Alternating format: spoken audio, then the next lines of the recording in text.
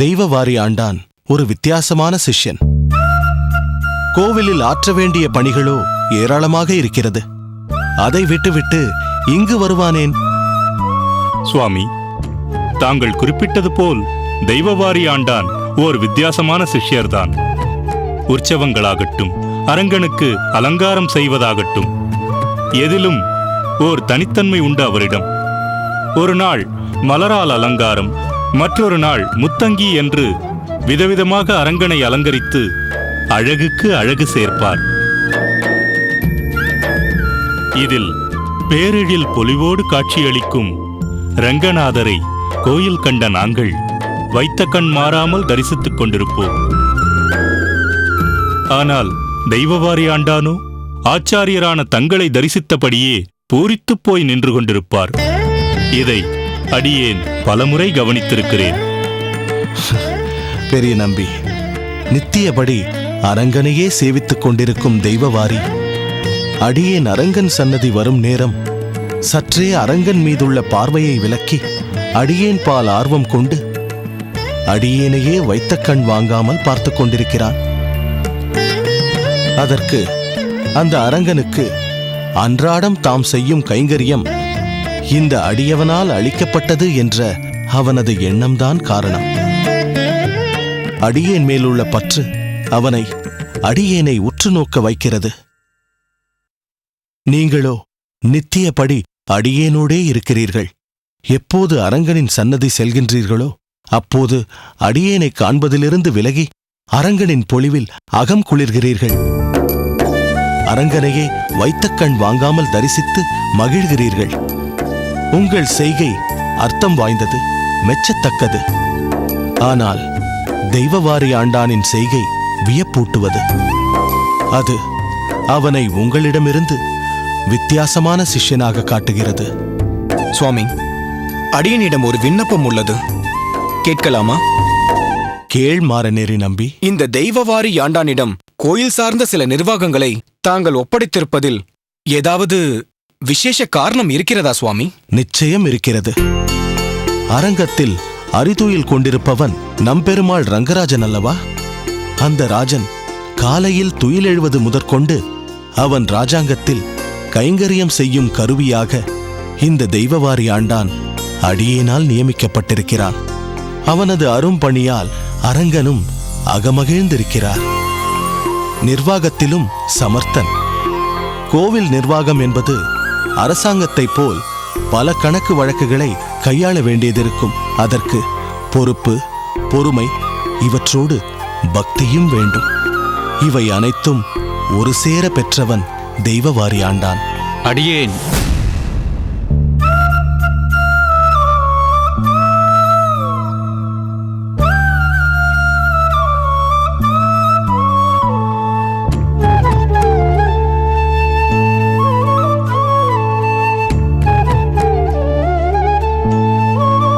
வா தெய்வவாரி ஆண்டான். சுவாமி, அடியேனை ஆசீர்வதியுங்கள். பெருமாளின் அருள் பூரணமாக கிடைக்கட்டும். எழுந்திரு. என்ன தெய்வவாரி ஆண்டான், திடீரென்று வந்திருக்கிறாய்? சுவாமி, உற்சவர் புறப்பாடு இல்லாத காலத்தில் நாம் கோயில் சென்று வழிபடுவதுதானே முறை. அதன்படி அடியேனின் ஆச்சாரியரான தாங்களே அடியேனின் உற்சவ மூர்த்தி. தங்களை சில நாட்களாக காணப்பெறாத அடியேன் இங்கு வந்து உங்களை தரிசனம் பெற வேண்டும் என்று வந்தேன் சுவாமி. பெரிய நம்பி, அடியேன் சொல்லவில்லை? இவன் ஏதாவது அடியேனை பற்றி கற்பனை செய்து கொண்டு திரிகிறான் என்று. சரி, போகட்டும். உற்சவர் என்றதும் ஞாபகம் வருகிறது. கோவில் உற்சவங்களெல்லாம் சரிவர நடந்து கொண்டுதானே இருக்கிறது? ஒன்றும் குறைவில்லையே. அனைத்தும் தங்கள் கிருபையால் திருப்தியாக நடந்து கொண்டிருக்கிறது சுவாமி. முக்கியமாக நம் அரங்கன் முன்பை விட பொலிவோடு காணப்படுகிறார். அப்படியா? அப்படி அந்த அரங்கனின் பொலிவிற்கு என்ன காரணம்? காரணம் தங்கள் அபிமான சிஷ்யர் வரரங்கர்தான் சுவாமி.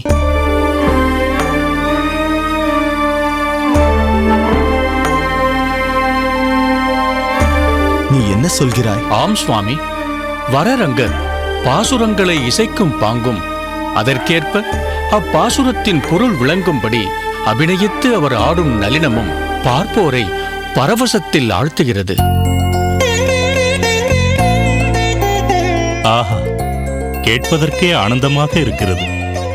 தாங்கள் நேரில் காணப்பெற்றால் இதைவிட பல மடங்கு ஆனந்தக் கடலில் நீந்துவீர்கள் சுவாமி. அரங்கனை தரிசிக்க எடுத்துக்கொள்ளும் நேரத்தைப் போலவே நம் வரரங்கரின் அபிநயத்தை காண நேரம் செலவிடுகிறார்கள் வரும் பக்தர்கள். அன்றாடம் இது நடைபெற்றுக் கொண்டிருக்கிறது சுவாமி. வரரங்கன் நம் பெருமாளையும் ஆட்கொண்டான் என்று கேட்பதில் மிக்க மகிழ்ச்சி. அவனுக்கு என் பரிபூரண ஆசிகளை தெரிவித்துவிட. அவனது பணி சிறப்பாக வளரட்டும். அவர் யார்? தங்கள் புத்திரராயிற்றே.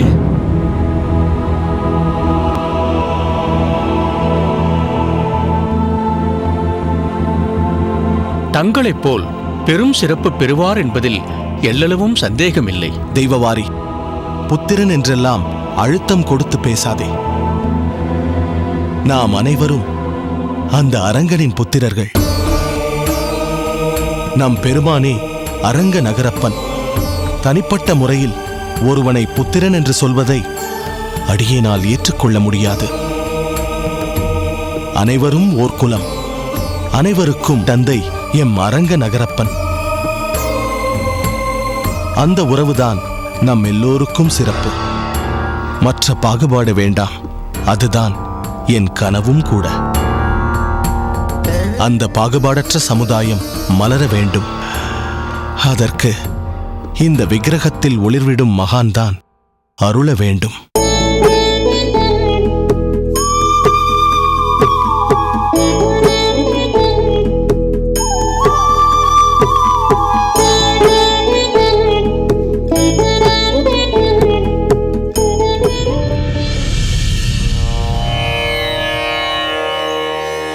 மேயான் வேங்கடம் காயாமலர்வண்ணன் பேயார் முளையுண்ட வாயான் மாதவனே. மாதவன் என்றென்றும் ஓதவல்லீரேல் தீதொன்றும் அடையா ஏதம் சாராவே. சாரா ஏதங்கள் நீரார் முகில்வண்ணன் பேரார் ஓதுவார் ஆரார் அமரே. அமரர் கரியானை தமர்கட்கெளியானை அமரத் தொருவார்கட்கு அமராவினைகளே.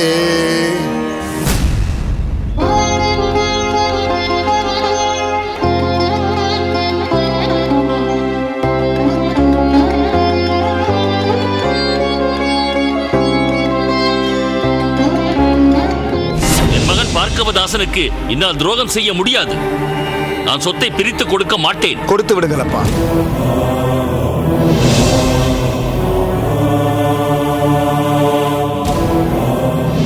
பெருமாளுடனே இருந்து அவருக்கு சேவை செய்வது மட்டும்தான் எனக்கு மகிழ்ச்சியை அளிக்க முடியும். ஆகையால் நான் வீட்டை விட்டு வெளியேறுவது என்று முடிவெடுத்து விட்டேன். அதை தவிர வேறு வழி இல்லை அம்மா.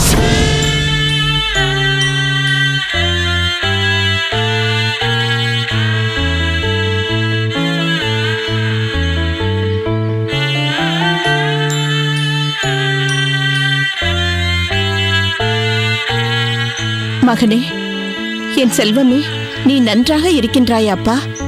உன்னை நாங்கள் பார்த்து எத்தனை நாட்களாகிறது?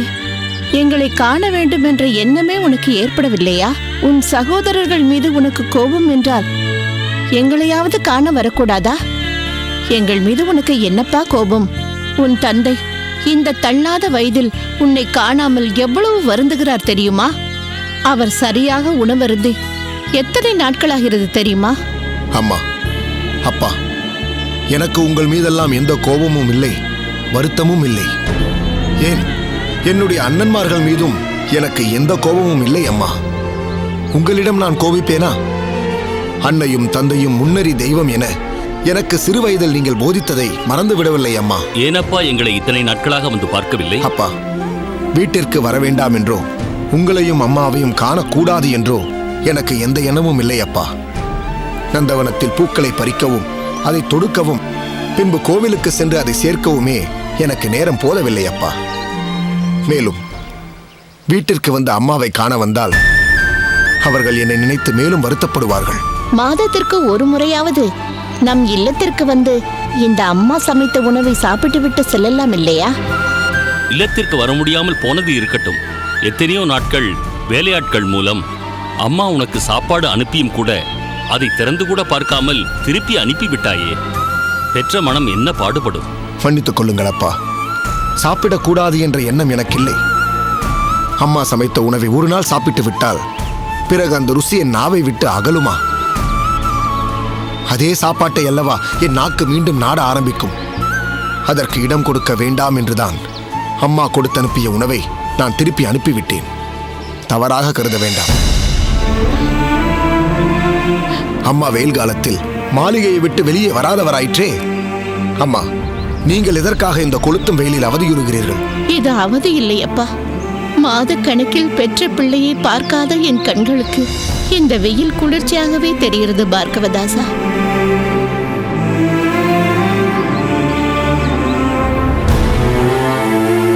என்னப்பா யோசிக்கிறாய்? பார்கவதாசன், நீங்கள் இந்த பெயரை சொல்லி என்னை அழைக்கும் போது யாரோ ஒருவர் பெயர் போல் எனக்கு தோன்றுகிறது. பிறகுதான் இது நீங்கள் எனக்கு வைத்த பெயர் என்றே ஞாபகத்திற்கு வருகிறது. ஊர் முழுவதும் உன்னை திருக்கச்சி நம்பி என்று பாராட்டும் போது இந்த பெயர் உனக்கு மறந்து போனதில் வியப்பில்லை. அதேபோல் நீ பிறந்தது முதல் உன்னை பார்கவதாசா என்று அழைத்து பழகிய எங்களுக்கு திருக்கச்சி நம்பி என்ற பெயர் நினைவுக்கு வராததும் வியப்பில்லை. உண்மையில் உன்னை ஊர் திருக்கச்சி நம்பிகள் என்று கொண்டாடும் போது எனக்கு எவ்வளவு பெருமிதமாக இருக்கிறது தெரியுமா? நீ எங்களோடு இருந்த நேரத்தில் பல நேரங்களில் நான் நினைத்ததுண்டு, ஏன் இவனும் மற்றவர்களைப் போல் பொருளீட்டுவதிலும் கேளிக்கைகளிலும் நாட்டமுள்ளவனாக இருக்கக்கூடாதென்று. ஆனால் இன்றுதான் நான் உன் தனித்தன்மை, உன் எளிமை, உன் பக்தி, உன் பரோபகார சிந்தனை எல்லாவற்றையும் புரிந்து கொண்டிருக்கிறேன். சரி, நீங்கள் என்னை அருகில் இருக்கும் நந்தவனத்திலே வந்து பார்த்திருக்கலாமே. இந்த கடுமையான வெயிலில் இவ்வளவு தூரம் தேடி வர வேண்டிய அவசியம் என்ன? நந்தவனத்தில் வந்து உன்னை பார்த்திருக்கலாம் தான். ஆனால் ஏனோ உன் அம்மா இப்பொழுதே பார்க்க வேண்டும் என்று விரும்பினாள். அந்த சமயத்தில் நீ அங்கிருந்து புறப்பட்டிருப்பாயோ என்ற சந்தேகத்தில்தான் உன்னை தேடி இங்கு வந்தோம். அப்பா, நீ இப்படி வெயிலில் கால் கடுக்க நடந்து போகும்போது எங்களுக்கு பெரும் வேதனையை தருகிறது. எதற்காக இப்படி கஷ்டப்படுகிறாய்? நான் உன் தந்தையிடம் சொல்லி ஒரு மாட்டு வண்டி ஏற்பாடு செய்ய சொல்கிறேன். பூவிருந்தவல்லியிலிருந்து காஞ்சியம்பதி வரை தினந்தோறும் அதில் பயணம் செய்து நீ உன் புஷ்ப கைங்கரியத்தை செய்யலாம். ஏன்? என்னை பார்ப்பதற்காக நீங்கள் இருவரும் எப்படி வந்தீர்கள்? மாட்டு வண்டியிலா அல்லது நடந்தா? நடந்துதான். ஏன்? நீ குறுக்கு பாதையில் நடந்து போவதால் மாட்டு வண்டி சரிவராதென்று நாங்கள் நடந்தே வந்தோம். அப்படி நடந்து வந்தது உங்களுக்கு சிரமமாக இல்லையா? பெற்ற பிள்ளையை பார்க்க போகும் ஆனந்தத்தில் நடப்பதில் எங்களுக்கு எந்த சிரமமும் தெரியவில்லை. அதே போல்தான் காஞ்சி பேரருளாளனை தரிசிக்கப் போகும் ஆனந்தத்தில் எனக்கும் நடப்பதில் எந்த சிரமமும் இல்லை.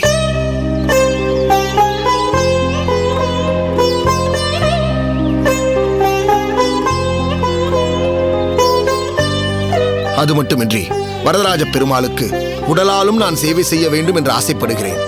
அதற்கு நான் நடந்து செல்வதுதான் உச்சிதம். ஆனால் பெற்றவர்கள் எங்களால் நீ இப்படி வெயிலில் நடப்பதை தாங்கிக் கொள்ள முடியவில்லை அப்பா. வண்டிக்கு நாங்கள் கிரயம் செய்தாயிற்று. நாளையிலிருந்து நீ வண்டியிலேயே போகலாம். வேண்டாம் அப்பா, இன்னும் எதையெல்லாம் விட்டுவிடலாம் என்று நான் எண்ணிக்கொண்டிருக்கும் வேளையில் புதிதாக ஒன்றை சேர்த்துக்கொள்ள நான் விரும்பவில்லை. ஏனப்பா அப்படி சொல்கிறாய்? உனக்கென்று எதுவும் வேண்டாமா? பனவோலை விசிறியும் பலவண்ண பூக்களும் வாழை நாரும் வரதனின் தரிசனமுமே எனக்கு போதும். சரி, இதற்கு மேலும் உன்னை வற்புறுத்துவது உன்னை துன்புறுத்துவதற்கு ஒப்பாகும். உன் விருப்பப்படியே இருந்து கொள். உனக்காக கிரயம் செய்திருக்கும் வண்டியை நாளையே விற்று விடுகிறோம். வேண்டாம் அப்பா, அதை விற்க வேண்டாம். அதை எனக்கு கொடுத்ததாகவே வைத்துக்கொண்டு பாடசாலைக்கு போகும் பிள்ளைகளை அதில் இலவசமாகவே போக ஏற்பாடு செய்யுங்கள். ஆகட்டும் அப்பா, அப்படியே செய்கிறேன். பெற்ற மனம் பித்துதானப்பா. ஆனால் உன் மனம் நிச்சயம் கல் இல்லை. நான் கேட்கப் போகும் இந்த ஒன்றை மட்டும் நீ நிராகரிக்க கூடாது.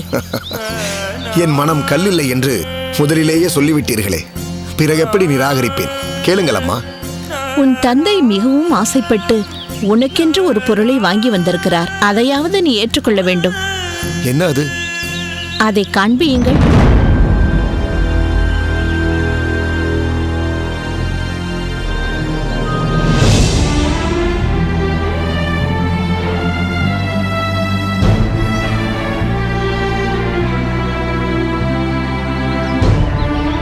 பாதரட்சியை நான் தரிப்பதை நிறுத்தி பல வருடங்கள் ஆகிவிட்டனவே. பார்கவா, எங்களுடைய இந்த ஆசையையாவது நிறைவேற்றப்பா. சரி, கொடுங்கள். உங்கள் மனதை நான் புண்படுத்த விரும்பவில்லை. உன் கால்களை காட்டு, நானே அணிவித்து விடுகிறேன். நீங்கள் என் கால்களை தொடுவதா? வேண்டாம் அப்பா, அது தவறு. உன் சிறு வயதில் எத்தனையோ முறை இதை நான் செய்திருக்கிறேன் அப்பா. இப்பொழுதும் நீ எங்களுக்கு குழந்தைதான். உன் கால்களை காட்டப்பா.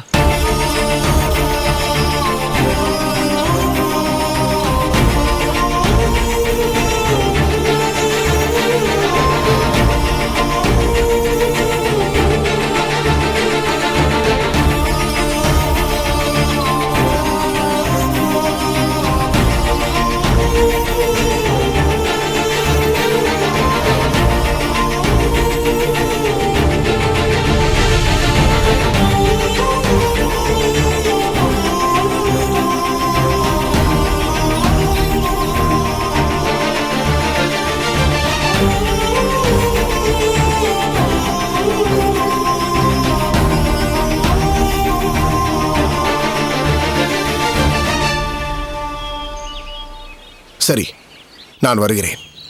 நில்லப்பா, இதையும் வாங்கிக் கொள்ளப்பா. என்னம்மா இது? இதில் வாதுமை பருப்பும் முந்திரியும் திராட்சையும் வெல்லமும் உள்ளன. இவற்றையெல்லாம் சிறு வயதில் உண்டு கழித்தவனல்லவா நீ? வாங்கிக் கொள்.